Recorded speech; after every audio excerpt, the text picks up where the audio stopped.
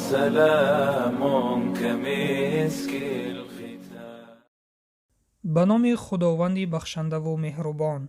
الحمد لله رب العالمین والعاقبة للمتقین والصلاة والسلام على نبینا محمد و علی آله و اصحابه اجمعین.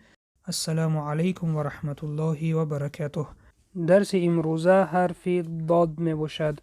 برای یافتن مخرج این حرف پیش از آن الف و فتحه می گذاریم. اد.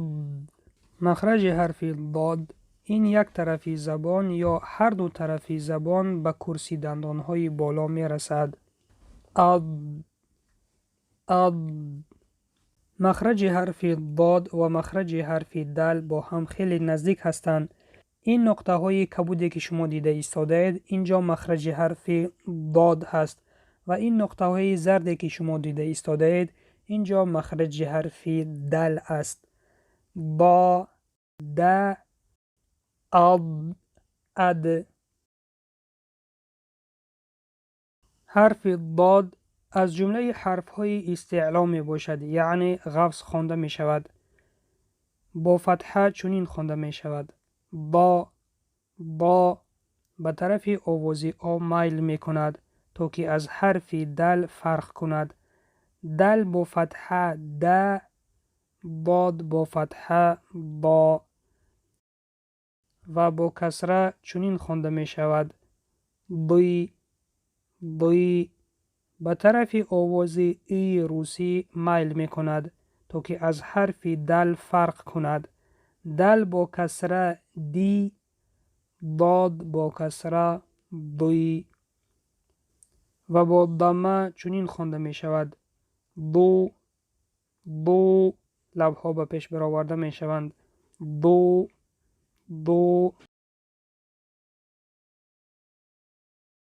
حرف ضاد حرف چهار شکله بوده پیش از خودش و بعد از خودش به حرف دیگر پیوست می شود. حرف ضاد در اول چنین نوشته می شود: از طرف راست به طرف چپ در بالایش یک نقطه به حرف بعد از خود پیوست می شود و در بین چنین نوشته می شود: از طرف راست به طرف چپ در بالایش یک نقطه به حرف پیش از خود و بعد از خود پیوست می شود و در آخر چنین نوشته می شود: از طرف راست به طرف چپ در بالایش یک نقطه قسمش از خط می گذرد به حرف پیش از خود پیوست می شود و در آلایدگی چنین نوشته می شود.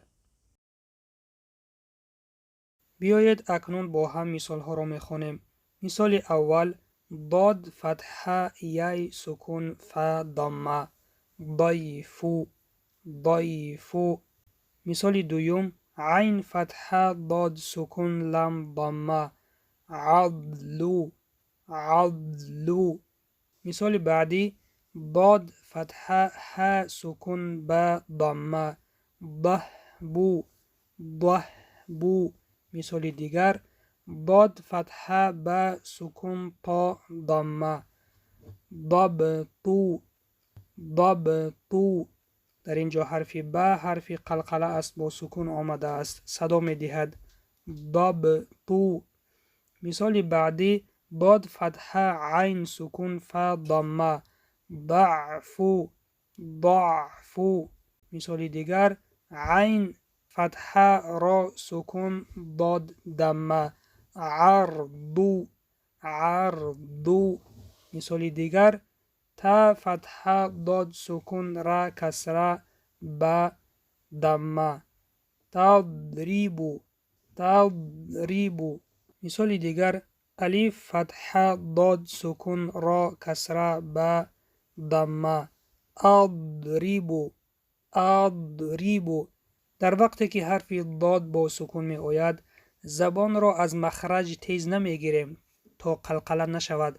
مثال: اضریبو. این طور خطا است، زبان را تیز نمی گیریم، زبان را داشته می خوانیم. اضریبو. این از طرز درست خواندن.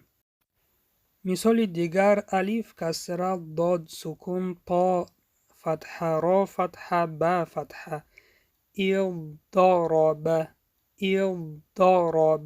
مثال دیگر: یضطربو. مثال دیگر: استضعف استضعف. و مثال آخر یستضعف یستضعف. این بود درس امروزه. وظیفه خانگی، قاعده، شکلها و مثالهای حرف ضاد را در دفتر کاری خود بنویسید. سعی و کوشش کنید تا الفبای عربی را به آسانی آموخته به قرآن خوانی شروع کنید. در آخر دعا میکنیم که خداوند به شما آسان گرداند تا خواندن کتابش را تیزتر از خود کنید و اینچنین دعا را در حق ما فراموش نکنید. و سلام بر آن شخصانی که راهی هدایت را پیش گرفتند.